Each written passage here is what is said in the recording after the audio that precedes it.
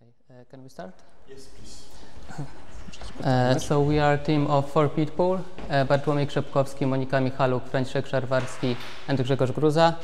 And we are a team, and we are dealing with early exit networks. So what are early exit networks and why are they needed? Let's start with context and motivation. So probably everyone knows that that standard machine learning pipeline consists of 2 things. So first we have training. So we get a data set, some model architecture, so untrained model performs training and receive training model. And after that we can go to inference process where we have already trained model. We get some sample and received prediction. And that's exactly the thing early exit networks focuses on. So the thing that early exit networks try to do is to reduce time of inference process. Yeah, and we are doing it by using some simple observation. Namely, samples have varying degrees of difficulty. So if I ask you or even a child what's at the left image, they would probably say that's of course a dog. Maybe even they would say that is a golden retriever. But if I want to receive the answer for the right side image, probably I need to ask some expert, and even the expert would answer something like, "Oh, of course that's an animal. What kind of animal it is? It's probably the dog. Yeah, it's gold, so probably it's a golden retriever." And that's the trick that early exit use. So we'll modify the model to treat easy and difficult examples differently. Yeah, so we just have to modify our model architecture to add some features, and because of that we also have to modify the training process. So let's move to the early exit architecture. So first of all, we have one model that consists of backbone network, so main network. It could be, for example, efficient net, but we also attach some additional internal classifiers. And during the interference process, we go through these layers from bottom to top, and when we meet some internal classifiers, we just ask if it knows the answer. If yes, if so, we just end the interference process and exit the model. If no, we go to next layer, etc., etc. Yeah, and what are the main challenges in early exit trainings? So we can distinguish 3 types of 3 phases of training early exit networks. First, we can train only the backbone, so the main network. We can also train the backbone and internal classifiers at the same time, so the joint training. Or we can training only internal classifiers. And the question is, which of these phases should we use? And that's because of that we distinguish three regimes of training. So first, we can first train only the backbone, and after that train only the internal classifiers, so the blue ones. We can train simultaneously backbone and internal classifiers, and that's the method that are currently used by let's say society. And we can also train first the backbone, and after that train backbone and internal classifiers. And that's the method we proposed. Yeah, and what are the challenges? So the main question is which type of training should we choose? But also we can ask which training should we choose when we can suppose that the backbone might be undertrained. And what if the resources are significantly limited? Yeah, because they can be very limited or not as limited. Also, there are some additional early exit techniques, and the question is if they influence the training type we should choose. And the second question is where to put the internal classifiers, and also how large should they be. Yeah, so let's move to the experimental results. Yeah, so here we have results for each of three regimes. Plus means that given phase is active in this training, and on each of plot for each of regimes we have we ask the model, we set some threshold for the confidence of internal classifiers, so when they should exit, and for each threshold we compute accuracy with this confidence and interference floating points operations. Yeah, and we receive such a plot. On the plot we can see the median and the standard deviation for each point. Yeah, and there we have a visual transformer trained on CFR10 with standard early exit method, and we can see that training first the red one, so training first only the backbone, and after that training the backbone and internal classifiers is the best one.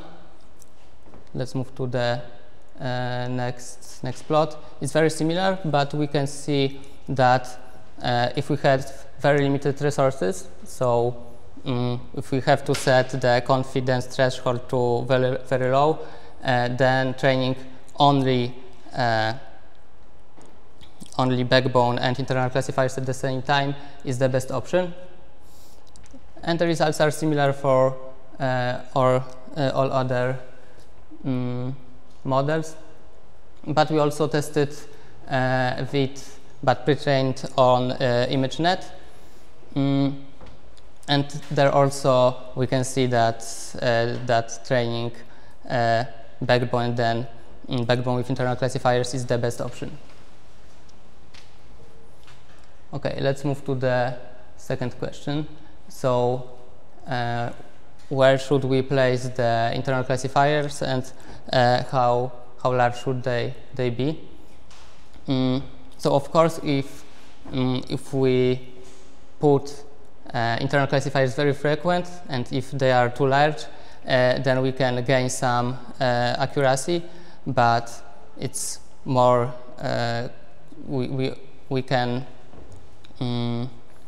but we don't have as much computational savings, and the question is what's the best point of this trade-off. Yeah, let's move to the results. Yeah, and the results in context of regimes are as we can see. So mixed regime outperforms the joint regime no matters in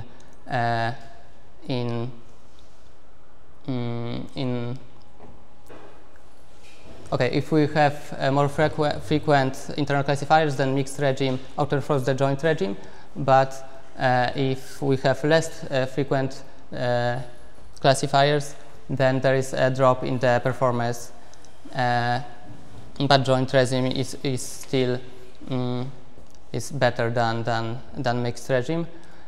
Yeah, and what's more, if it's about disjoint regime, worse performance not affected by frequency. Okay. Yeah, and we can also ask what should be the size of internal classifiers. And we can see that smaller architectures outperform larger ones, no matter of the regimes. Yeah, and we can also see that in the joint regime, larger architectures. Do you know what's the last point? Or there is a decrease in variation in joint regime when using larger heads. Okay, and we've also tested what's the impact of gradient rescaling. Gradient rescaling is given by this formula. The idea behind this is that the shallower layers receive a loss from more heads, so to make it not to them to have a bigger gradient, we scale it that way, so that if you get loss from, for example, only 2 heads, then each one of them is half of the gradient that will be added to the layer, and this should improve the training. So it might mitigate the difference between mixed and joint regimes, but as you may or may not see on this not very clear plot, this does not happen. The mixed regime is still better, and the joint regime actually gets an increase in accuracy because of this method. However, it isn't enough to outperform the mixed regime. We also tried to find some theoretical explanation for the differences in these training regimes, and we've looked at some attributes, theoretical attributes of the representations, internal representations of the model, and one of them is the numerical rank. The idea behind it is calculated that we sample some examples, and then we calculate the activations after each convolutional layer in the model, and we randomly get some features to make the matrix square, and then we calculate the rank of that matrix. And the idea is that the higher the rank, the more information is there, and it is more capable of splitting the samples.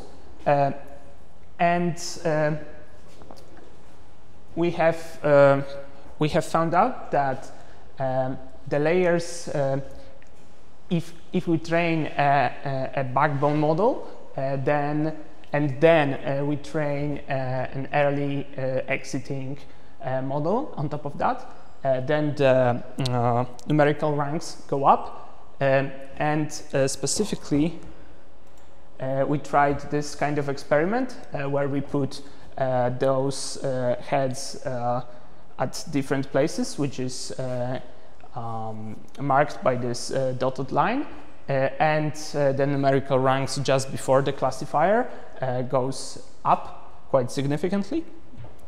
And this is not something like not obvious, maybe, because like it needs this ability to split those samples to classify them. The one thing that is different between the regimes, looking at this, is that in mixed regime those numerical ranks are more flat throughout the model. We've also looked at the mutual information, but it provided us with less clear results, and because of the lack of time we won't present that right now. So moving forward to the conclusion. The conclusion is that mixed training, so having a pre-trained backbone and then training it with internal classifiers as a whole. Just after that is a very good solution, is a better solution than joint training. And this is still the case when the model was previously pre-trained on some bigger data set, which facilitates the usage of foundational models, and this method to further reduce the compute needed to get an efficient inference model for a task. And just an acknowledgement, the results which we presented here, as well as some others by our contributors, have been submitted as a paper to NeurIPS, and before that submitted and rejected to CVPR. And all of that was done under the supervision by Kamila Damczewski and Bartosz Wójcik from IDS. Thank you.